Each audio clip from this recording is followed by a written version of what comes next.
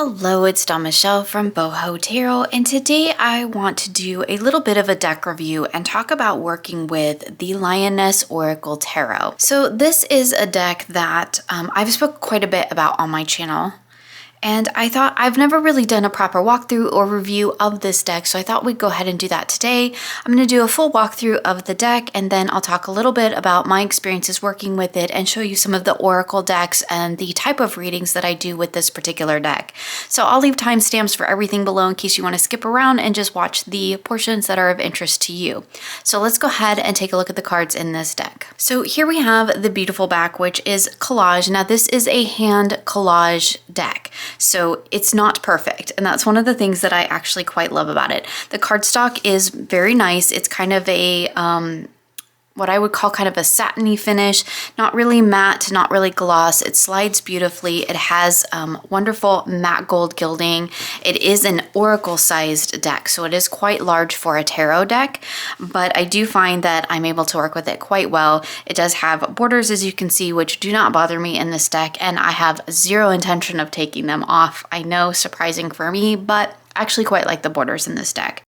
So I'm going to go through and actually flip through this entire deck because I realize that's something I've never done on my channel, and I use this deck all the time, and I can't believe I haven't done a proper review of it. So here we have the Fool, and I will have to say that some of the cards are not really my favorite, right? I wouldn't say they're my favorite representation of that particular tarot card ever, although some of my favorites do actually exist in this deck. But one of the things that I really like about this deck is it does incorporate a lot of creativity. It was a deck that was born out of a healing process, which I think that energy is reflected quite well in this deck. And I think we can kind of see that leaping into a new adventure here with this Fool. I love that we have this collage down here with the flowers and the different textures. Kind of gives the idea of, going into a new creative project for me. And that's definitely how I work with this particular card, because I do work with this deck very creatively, although I think you can work with it in very much a healing sense as well. So here we have the Magician. There are a lot of lions in this deck, and that's one of the reasons that I purchased it, because I was looking to connect with that creative Leo energy, and this deck actually works beautifully for that. I love that we have the roses. There's a lot of starry backgrounds, which for me really speaks to that universal energy. I do feel like sometimes creativity is kind of channeled from some universal place within me, and so I feel like this card actually represents that really lovely. We have all of the different elements represented.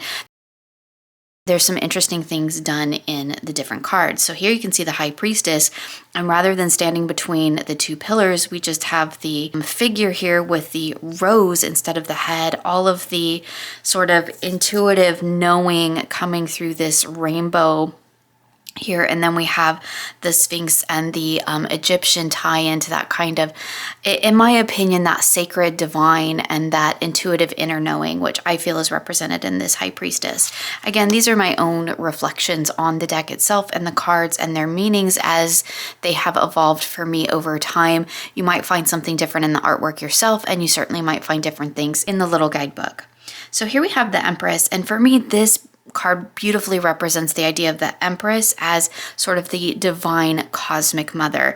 She is in the background of the stars. We have this kind of circle womb here. Again, the figure without the head, we just have the flower. So really you're focusing in on not so much on the face, not making that personal connection to this figure, but looking at the figure as a representation of the Empress or divine feminine as I see it on the whole, which I do quite like.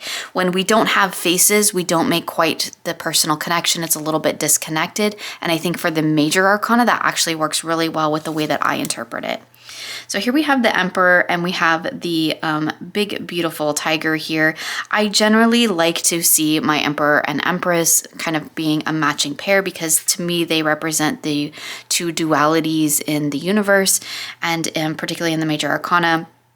But I do like that we have kind of the human and the animal both in that cosmic realm, but it does give me the idea of the kind of higher and lower selves coming together, which I do think actually works quite well for the Emperor and Empress. So here we have the High Priest in place of the Hierophant, which I actually love. And there's so much going on within these cards that I really appreciate. We have the Owl representing that wisdom. We have the Flower representing that growth of knowledge, the key, the unlocking of that knowledge. We have this kind of representation of the angels, and I love that they look like they are kind of channeling, pulling the divine message from spirit, from the cosmos into the high priest, who is going to unlock that wisdom for us. I think that's beautiful. So here we have the Lovers, and I really love statues in decks. That's just like a personal preference of mine. I have a couple of different collage decks that include statues, and I really like that because it provides the human element, and it really speaks to the idea of the capacity of humankind, but it doesn't put a person in there that I'm trying to make a connection to. And I think particularly, as I mentioned, for the major arcana, that's really important for me. I don't want to see people I recognize in my major arcana, or really in my deck as a whole. I like them to kind of be their own little individual personalities, as I've spoken about in other videos. But I do like the idea of the statue because it represents humanity without being personalized. And for me, that works really well. We do have a little bit of that kind of maybe Garden of Eden energy going on here. This for me as a Lovers card is a little bit more Two of Cups than I tend to see in my Lovers. So here we have the Chariot, which is a really interesting card. We have, rather than the typical Chariot, we have the person on the kind of flying carpet here. It kind of really draws in that idea for me of like the magical adventure. Like you are fully within control of what you're going to do here. And it's up to you how wonderful and magical you make it. So do with it what you will. I love that. Here we have the Strength card. Again, we see the lion. I love that this lion is peeking out from the roses. It really brings to mind the idea of strength coming from within for me. And the idea of that strength is going to manifest outward in the real world. And I love that idea for the Strength. So here we have the Hermit, and we have just a lot of interesting things going on. We have this figure here resting on the couch, really turning inward, taking the time. We have the Owl speaking to the wisdom. There are some cards over here on the table. We have the galaxy in the background, the rose, the butterfly. I mean, there's a lot you can dig into, but I think overall, this card to me really speaks to going inward and reflecting on what it is that will bring inner transformation for you from the inside out. So here we have the Wheel of Fortune, and I love that instead of an actual wheel, we just have this beautiful blooming rose, because it really does speak to the idea of the cycles in nature. The rose will bloom, it will die, it will rebloom again in the spring. And I love that idea. We also have the lion and the planet and the starry background behind, really tying to that idea of this being the ever unfolding cycle of the universe, which I think is beautiful for the wheel. So here we have Justice. I love this with the idea of just the beautiful rainbow in balance between the two flowers. It really does kind of speak to that karmic energy for me. Something about the rainbow, it being in the cosmic background with the flowers, the sign here in the middle really just speaks to me of kind of being mindful of that cosmic balance that we need to keep in our everyday lives. So here we have the Hanged Woman, which is an interesting collage because we have a person hanging off the cliff. It almost looks like they're falling off the cliff. There's a lot of symbology going on here, but I really like this idea of looking at things from a different perspective, surrendering. I think you can find that all within this card. But this card to me in particular really speaks to the idea of trust, of trusting in the universe to kind of guide you in the right direction. And I think that's beautiful. So here we have our Death card. I mean, this is just a card of life and death, right? We have the skull and we have the flowers, and again, on the cosmic background, which again really speaks to those karmic cycles and, you know, the idea of multiple lifetimes of living, learning our lessons, dying, moving on to the next life. I think that's wonderful. I'm going to keep saying beautiful because I do think this is a beautiful deck. But I will try not to use that word repeatedly. So here we have Temperance. Again, I love the idea of rather than that kind of pouring the liquid back and forth, we have the angel and the person. So to me, this is about the divine balance. This is about maintaining our self within the mundane world as well as connecting to the spiritual realm. And it's about finding that balance between, and that's where you will find that harmony. So here we have the Devil, and this is an interesting Devil card, and it's taken me quite a while to figure out what the heck this card meant to me personally. And really it's the idea that the devil is kind of what you make of it, right? It's this idea of that, like, we're here, but there's like so much out there that we don't have any freaking clue about. And so for me, this card to me really speaks to the idea of the world does not revolve around you type of a thing, right? There's so much more out there. Again, these will be totally different interpretations that other people might have or that you might find in the guidebook, but this is just my own personal reflection and the work that I've done and what I've come to be an understanding of these particular cards. So here we have the Tower, and again, have that wonderful disruptive energy that we tend to see in the Tower. I love that it's this cosmic creation here. It really kind of, to me, embodies the idea of like the Big Bang. You have to blow things apart in order to put them back together in a new way that is more healthy and more in alignment with who you are. And I think this card just represents that beautifully. So here we have the Star card, and this, I will be perfectly honest, is not my favorite card in the deck because while I like David Bowie, I'm not a huge David Bowie fan. And I love that we have the idea of the third eye and the kind of connecting to our divine path through our intuitive self. I think that works really well. But as I'm not like a huge fan, that card doesn't thrill me as much as it might thrill other people. So here we have the Moon with the beautiful temple, the background, the moon, the cat. Again, lots of things going on here. This to me really ties into the idea of working with and living in alignment with the moon and that side of our shadow self, which to me is represented by the big black cat here. Knowing that we are the moon and the sun, right? That both influence us and both influence our life, and we are what we outwardly portray as well as what we inwardly keep to ourselves, or perhaps it sometimes don't even acknowledge within ourselves. So I think that's beautiful. Again, the sun, I think, is a beautiful, joyous card that really represents the beautiful potential of humanity and the self. So here we have the Judgment card, and I love this idea of bringing together the earthly realm and the cosmic realm. We have the angels, we have the goddess figure here, we have the cat and the pyramids, this idea of having done the work, coming to the culmination of the work, and we are ready to be rebirthed again. I think that's wonderful. So here we have the World, very untraditional world card, but I do love that we have this kind of almost like goddess looking figure looking down on the world. You've rebirthed through the Judgment card, and now you're able to look at things from the bigger picture perspective. You're able to kind of step outside of it and see what's beyond and, you know, perhaps begin again. And I think that's wonderful. Okay, so moving along into the Minor Arcana, I'm going to try to move a little bit faster here. We are going to be here forever because I do want to show you some of the things that I do with this deck as well. So here we have the Ace of Cups, beautiful vase of abundance. Again, there's a lot going on within these cards that I feel like I would really need like a 2-hour video to really dive into the depths of it. I love this Two of Cups with the little twin Siamese cats. To me, this really speaks to the idea of partnerships and union and balance, which is beautiful. I love this Three of Cups. Again, the statues coming together. So we have the Four of Cups. Again, I love this because while we do have the upside down cup, you know, maybe looking at those things that were not, you know, that idea of disillusionment or discontentment, I don't see that in the Four of Cups. I think that's just one face of the Four of Cups. That's just one aspect of it. And I think that it has the ability to also provide us with this sense of safety, this sense of stability. 4 is a very stable number, and we have the cups being of emotion. So that idea of, you know, finding our balance and our stability within our emotional realm. And I think that's beautiful. So here we have our Five of Cups. I love this, very disruptive. All the cups are upside down. The person is down here, kind of underneath them all. Almost the idea that they are kind of weighed down by all of this energy that they're feeling.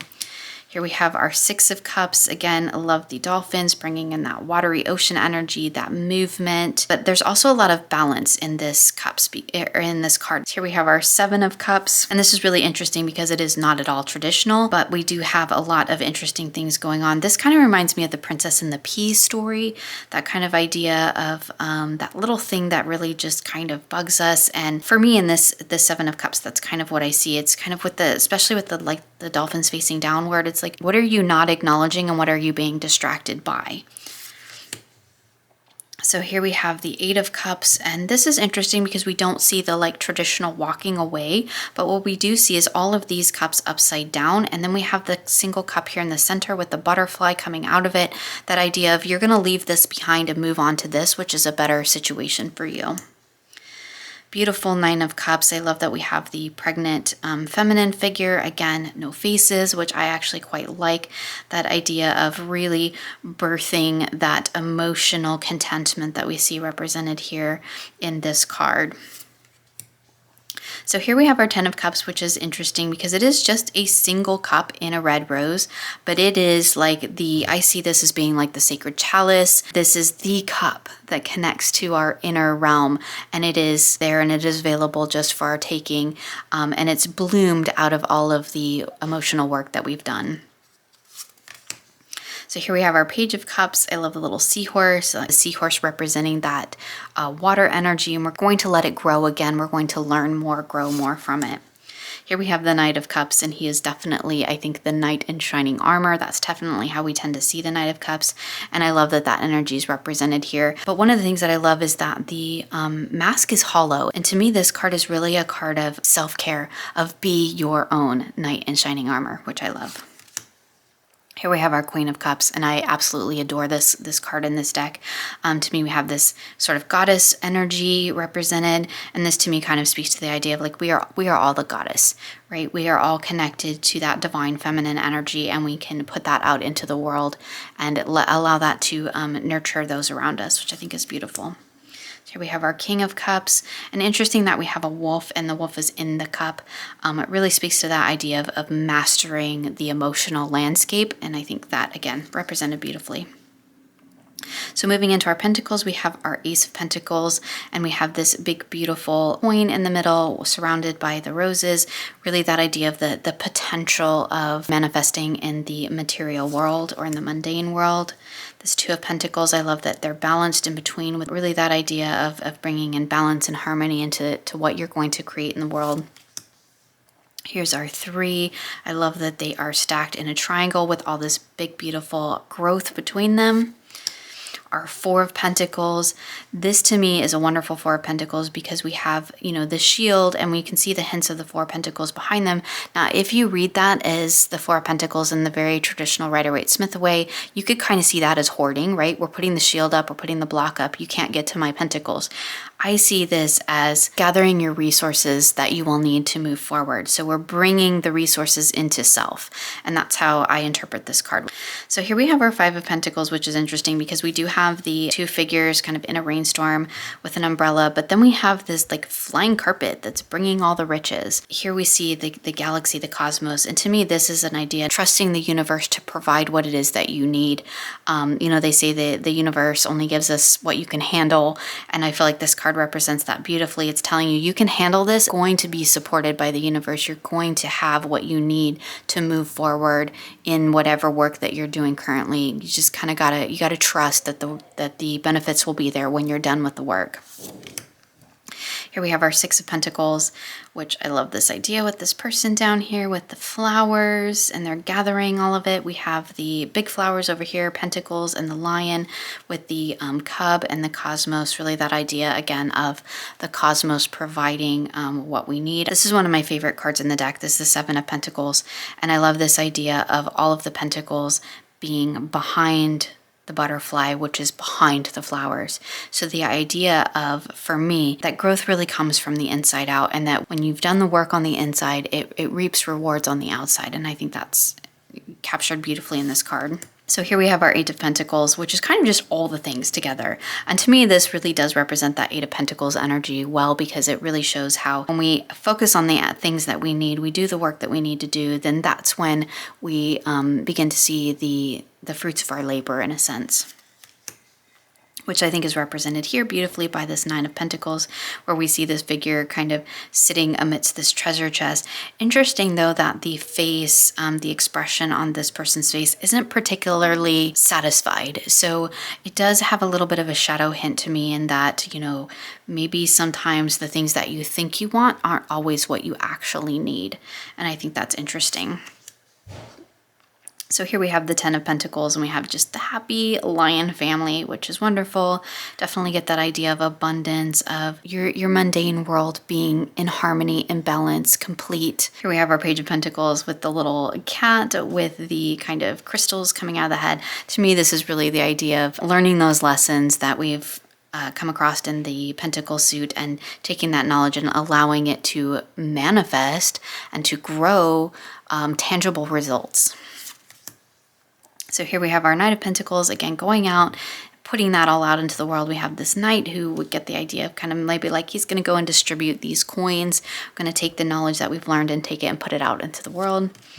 I love this Queen of Pentacles. She's in her element. We have the green, we have crystals and the flowers all relating back to that earthy energy. Yet we have the night sky behind her, and she's like floating out in space. So to me, this is really about embodying and being at home where you are.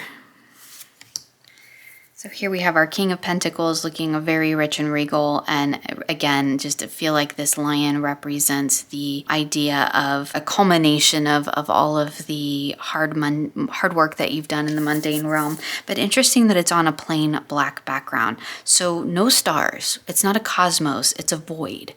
And this also speaks to me, if we're looking at it through the shadow lens, that there can be, if you're not careful, the shadow side of this card where we are too focused on the riches and we're not focused enough on bringing that in a balanced way into our life. And that kind of is like this black void in a sense. There's no substance to the gains. It's just hollow riches at that point. And I think that's quite fascinating. So moving into our sword suit, we have our Ace of Swords, again with the kind of statue, the cosmos, like again, that same repeating imagery. This to me really shows the potential of, the suit of the mind, the growth potential of the suit of the mind, because the flower is underneath the sword. Again, I love this Two of Swords. We have the figures, which are almost kind of like yin yang of each other. We have the flower on one side and the hand coming out, and kind of the sword coming down in between. Again, you could see light or shadow in this card. You could see kind of the severing of the two, picking one path, as we tend to see in the Two of Swords. We can also see that, growth comes from difficult decisions. There's a lot of different things, I think, that depending on the context of the reading, you could take with this. Here we have our Three of Swords, which I quite enjoy. There's no heart. We do have these three sword-looking figures kind of pointing down, kind of giving the idea of maybe weighing down on them. But I can also see this as I see the Three of Swords in general as growth of the mind. Now, sometimes that's good and sometimes that comes out of bad things. But we have the idea of growth that comes from an experience of some sort. Here we have our Four of Swords, which I do quite like with the vinyl records here, which is very modern. And then we have the classical painting figure here. We have this kind of stormy sky behind, but we have flowers. So this to me really speaks to the idea of just take a moment and rest and find to your moment, because you need some time in that reflective energy. So here we have the Five of Swords. And I love that we have the one sword kind of coming up with the sort of cosmic bolt almost coming down. This idea that from these kind of sharp, maybe disruptive thoughts, there can be inspiration, there can be growth coming from them. So here we have our Six of Swords, which I love. We have this figure, we see feet. We see this person standing on the precipice, kind of between the rocky ledge and the cosmos here. Really that idea of walking that liminal space. We have the flowers here, a constant theme in this deck. Really speaks to the idea of, to me, of kind of balancing the light and shadow aspects of the mind, of bringing them into harmony and balance. Here we have our Seven of Swords, which is a really interesting card and took me quite a while to come to terms with. For me, the sevens are really about those deeper lessons, and this with this kind of moon with the legs behind it kind of speaks to the idea of learning the lessons that the shadow has to teach us, learning the lessons that come from those darker spaces that are maybe only illuminated like the moon when we shine enough light on them. And so I think that's kind of cool. So here we have our Eight of Swords, and we have the cat and the butterfly and the skull. And this to me really, really speaks to the idea of making the choice of whether or not you're going to stay in situations that maybe don't bring the growth that you're looking for.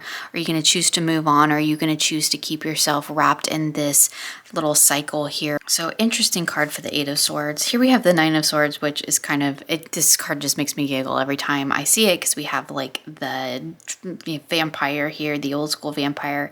We have this big red cosmos and this very scared looking, or looks like a cat that's about to start hissing. Really speaks to the idea of those nighttime fears that maybe aren't always true, right? There's a lot that happens in our head that doesn't actually represent reality, and I think this card reflects that beautifully. So here we have the Ten of Swords, which I love. We have this idea of all this mental energy that is coming to a point around this person, almost a little bit of a spiritual bent here, because we have the little halo behind the person, but there's a skull here.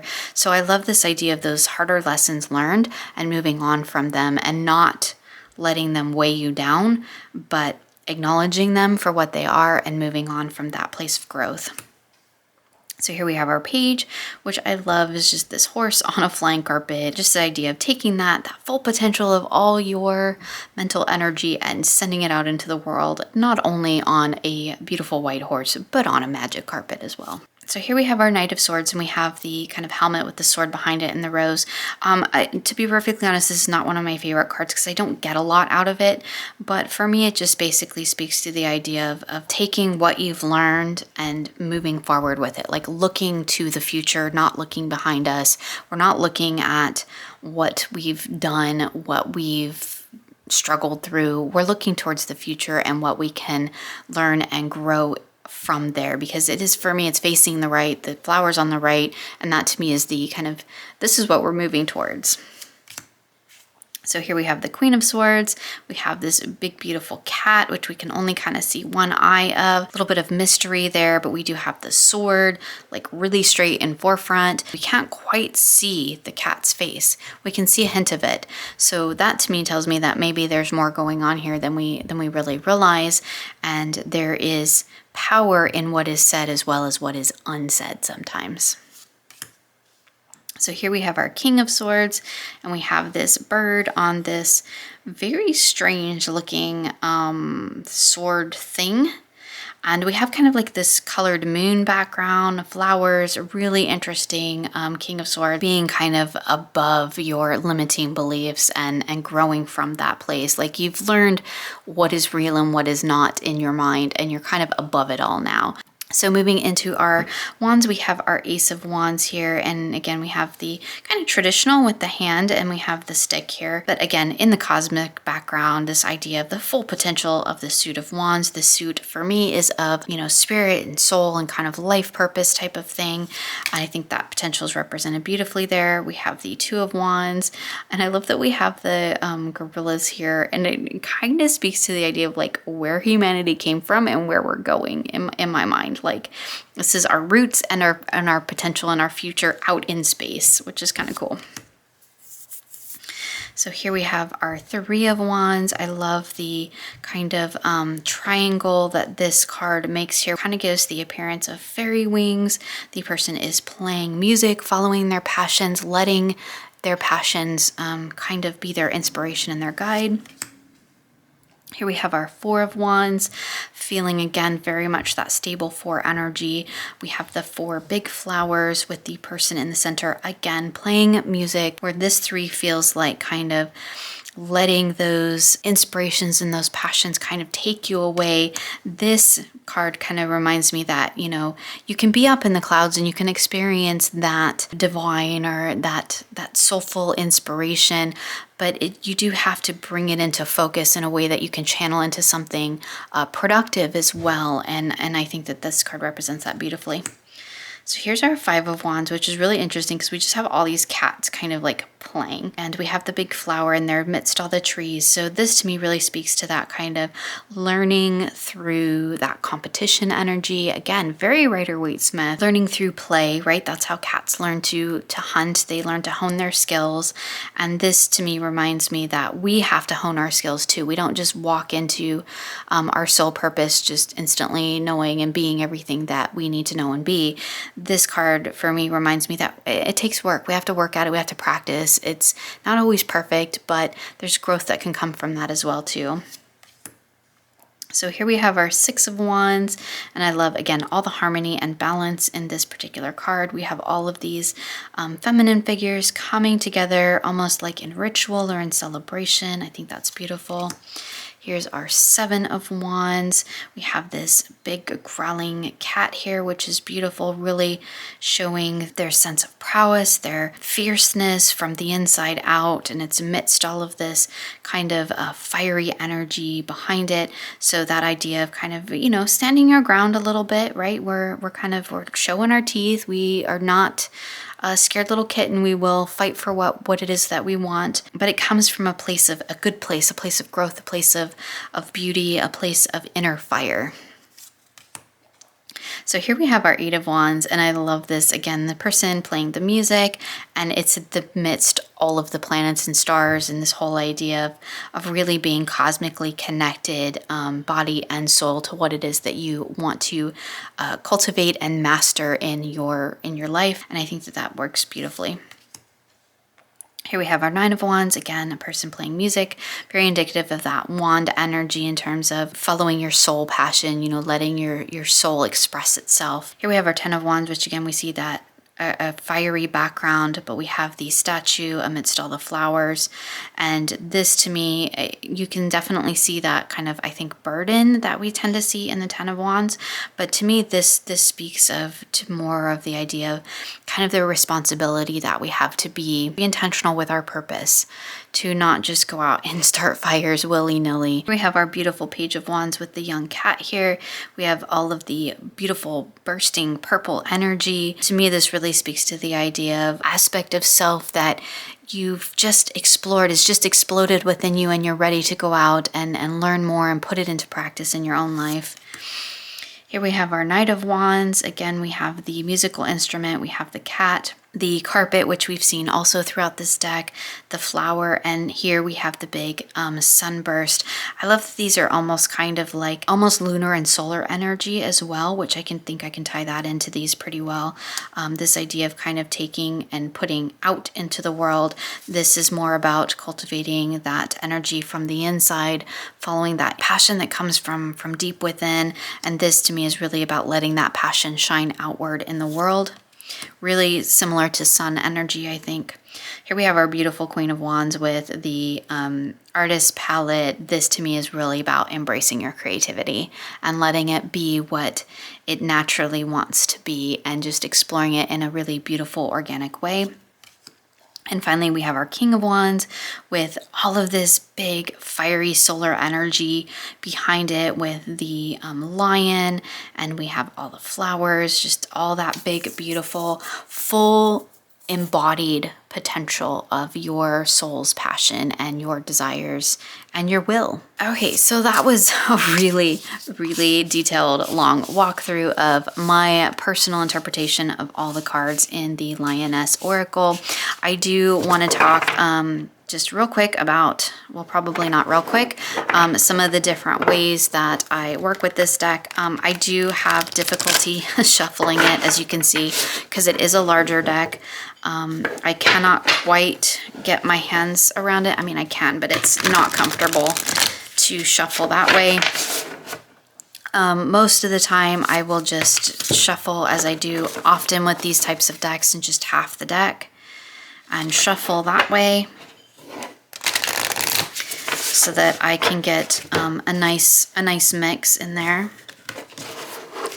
The backs are not reversible on this deck, so if that is something that, you know, is important to you, you might want to make note of that. It doesn't actually matter to me, and because I don't use reversals and I don't like reversals, I flip them back around. I actually like that it's not, because I can always tell and make sure that the cards are right way up when I'm shuffling. As you can see, I can shuffle it overhand fairly well as I throw cards across the table. Let's talk a little bit real quick about how I work with this deck, and I'm gonna make a little bit more space here. Okay, so I do want to talk about a couple of oracle decks that I use in particular with this deck. Some of them are fairly new, some of them are not. This is the Vision of the Muse. This is one of the oracle decks, the other oracle decks. I do have the Stars Divine is being shipped to me currently. Same cardstock, all that good stuff. This is same kind of collage artwork with just a keyword at the bottom, which I find actually works really, really well. And so I kind of just wanted to show you a bit about how I work with this deck and some of the things that I tend to do with it. And so a lot of times I do incorporate Oracle with this deck because I feel like it really does provide sort of an anchor point. This deck can be a little out in the cosmos. It can get a little out there, and it can be a little hard to get sort of a concrete reading out of this deck at times. And so I wanted to kind of share with you some of the oracle decks that I use with this, and kind of how I do those readings. So the two oracle decks that I use with this are the Master Teacher Crystal Oracle. And I do have to say that while the guidebooks for both of these decks that I'm going to talk about are nice, I do not use them for this particular work. And then we have the Daily Crystal Inspiration. This is a new one that I've just started in the last couple weeks incorporating into my work with this deck. Again, I don't really use the guidebook, although it is lovely. It's not one that I just don't feel that I need it. So one of the things that I've been really loving lately is to use this deck for moon readings.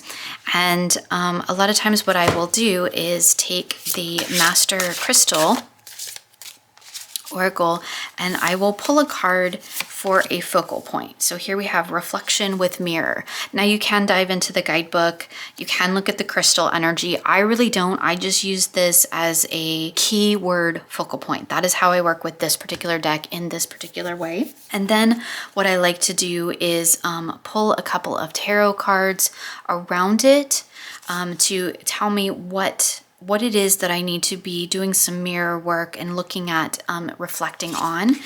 And for this, I will use the, obviously the Lioness Oracle.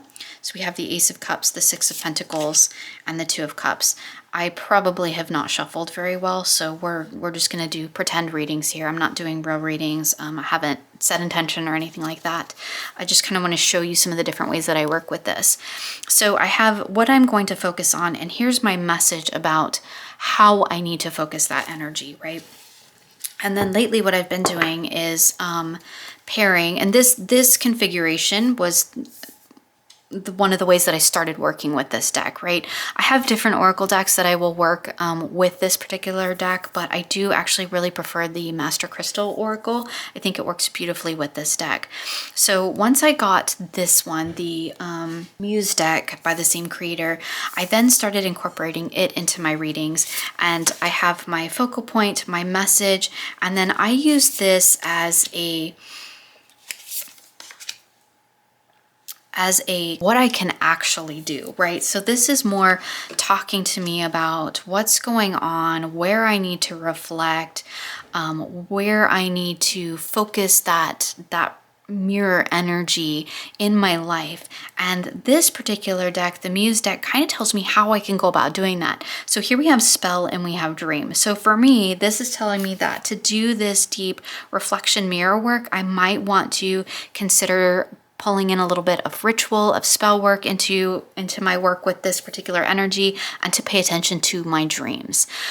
So that is just one of the ways that I really enjoy working with this particular deck, where I'm doing a focal point and I'm looking at what is going on within this focal point, this message that I've got, and how can I actually make some use of that in the real world. So I can also do pretty much the same thing with the daily affirmation crystal deck. I could do the same configuration, but what I like to do with this one is not so much of kind of like what deep energy do I need to be looking at.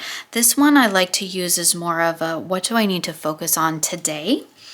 And where do I need to be focusing? For me, it's usually in tune with my creative energy. Where does that need to be focused today? And I like to pull a card from the Lioness Oracle as where does that need to be focused? And here we have the Page of Swords.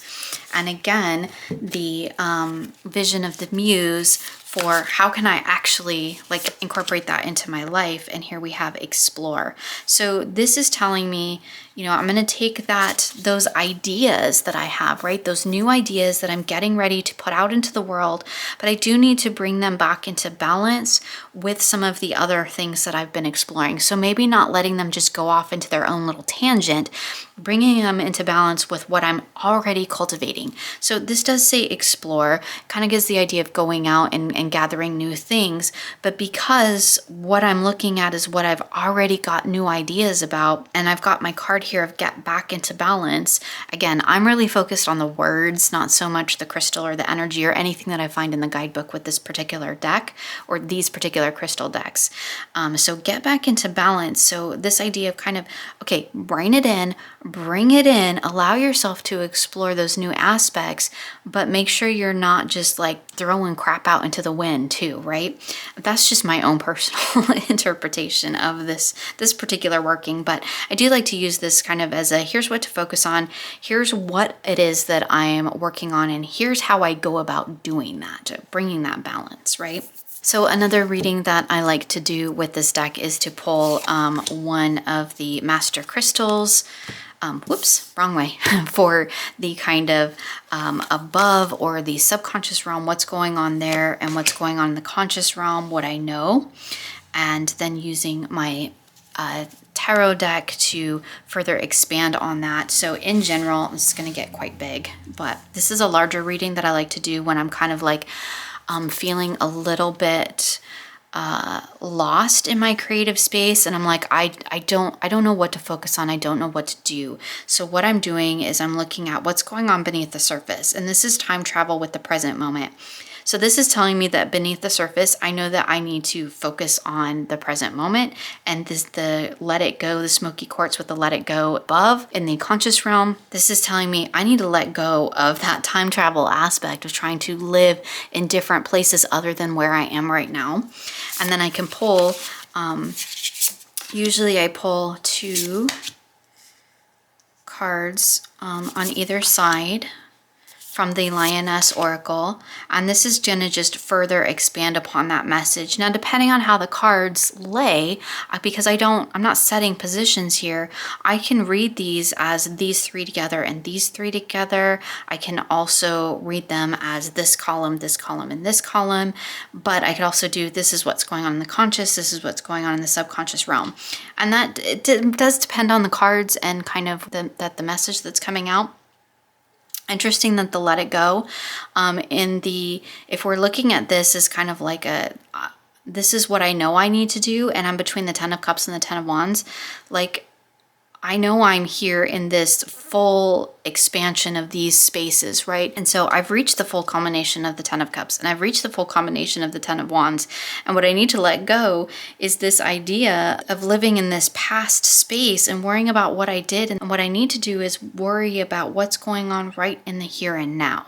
And that is what these cards, I mean, I would have to take some time to sit with this. And this isn't a real message, but that would tell me what do I need to know what's going on around in that sense. And then I like to use the visions of the Muse to kind of tell me how I can do that. I can have gratitude for the things that have brought me to where I am, and I can be aware of what I'm going to be doing moving forward. But again, the central focus here is focusing on the present moment. And this is really interesting because then you can read these 3 cards together and these 3 cards together. And it just creates this really wonderful layered reading in the sense of where I'm at, what do I need to let go of? What do I need to focus on in the present moment? Where can I express some gratitude, and where can I take those steps to move forward? So again, just looking at this as a whole reading, I'm building it piece by piece. And I'm using the different decks to pull in those different energies. So I find that even, you know, I can even use the Vision of the Muse Oracle. I love that card as a focal point. And that works quite well too if I just want to use these two decks together. Although I do like the grounded energy that the crystal decks bring in, because these two decks, again, like I said, they can feel a little bit off into the cosmos sometimes. But I can also use the Vision of the Muse as my focal point and then do my traditional 3-card reading as well. I do work with it on its own quite a bit, and I will just pull, I usually do 3 cards of kind of like, this is what I'm focusing on. This is what I need to kind of like leave behind. And this is what I need to be moving into. This is my standard kind of creative reading when I'm looking at working with this deck in a creative sense. As I've had a lot of people ask what deck I use to tap into my creative work. And that is by far this deck.